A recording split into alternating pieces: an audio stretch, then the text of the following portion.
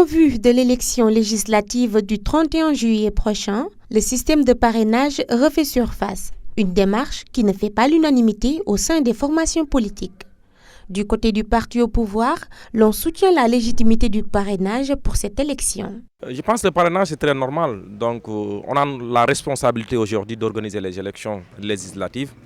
Je pense que vous vous souvenez des dernières élections législatives où on avait pratiquement 47 listes.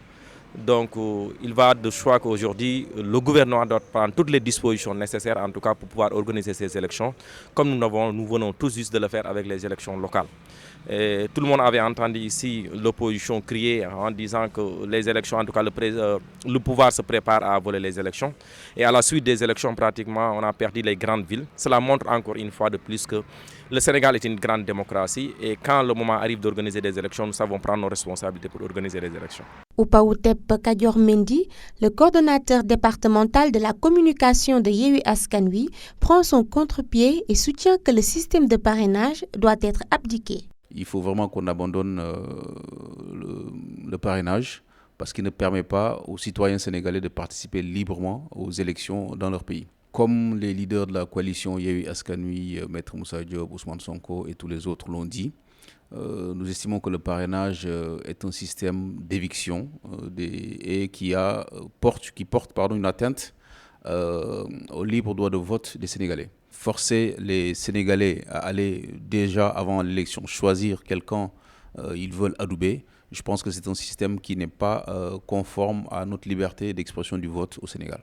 Du côté de la société civile, Moussa Sarro fait recours à la demande d'avril 2021 de la CEDEAO sur la révision du système de parrainage au Sénégal. Au-delà de notre avis, il y a l'avis déjà des juristes, à savoir la Cour de la CEDEAO, la Cour d'Abidjan, qui avait demandé à l'État du Sénégal au mois d'avril 2021 de revoir dans les 6 mois qui suivent et de supprimer tous les obstacles liés en tout cas à la participation libre de tout citoyen par rapport aux élections. Et l'ancien ministre en tout cas de la Justice, à savoir Ismaïla Madior Fall, il était revenu au mois de mai pour dire que l'État du Sénégal était dans les dispositions en tout cas de revoir le système de parrainage. Malheureusement, nous sommes à la veille des législatives et jusqu'à présent, aucune décision n'est prise dans le sens de supprimer ce système de parrainage. Et cela nous a étonnés de voir que le ministère de l'Intérieur, à travers la Direction générale des élections, a sorti un communiqué pour informer les acteurs politiques par rapport au système de parrainage sur le quota de directeur qui doit parrainer les différentes listes. Et nous savons tous que nous n'avons pas encore un fichier qui est fiable à 100%. Nous n'avons pas encore un fichier qui est arrêté définitivement parce que vous savez que nous sommes dans la période de révision. Donc tout ça fait que vraiment c'est pas sérieux. Et il faudrait que nos autorités étatiques puissent respecter les décisions qui viennent au niveau de la CEDEAO. Parce que quand ça les arrange, on dit qu'il faut appliquer les décisions de la CEDEAO. Quand ça ne les arrange pas, on balaye d'un revers de la main.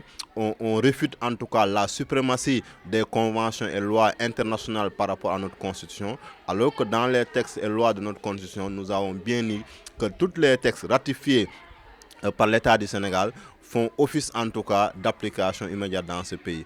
Parce que si la loi n'était pas conforme, ces conventions internationales ne sont pas conformes par rapport à notre constitution, nous avons la possibilité de remettre au Conseil constitutionnel pour étudier, voir est-ce que ces textes sont en déphasage par rapport à nos textes locaux.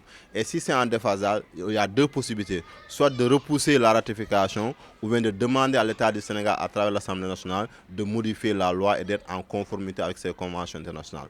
Malheureusement, nos autorités en ont cure des décisions qui viennent de la CEDEAO quand ça ne les arrange pas. Nous l'avons vu avec l'affaire Karim Wade, nous l'avons vu avec l'affaire Khalifa Sall et voilà qu'aussi avec l'affaire du système de parrainage aussi, ils sont encore restés inertes par rapport aux décisions de la CEDEAO. Prévu le 31 juillet 2022, les partis doivent recueillir les signatures d'au moins 0,5% des électeurs inscrits sur les listes électorales, dont la moitié au moins des régions, avec un minimum de 1000 signatures par région.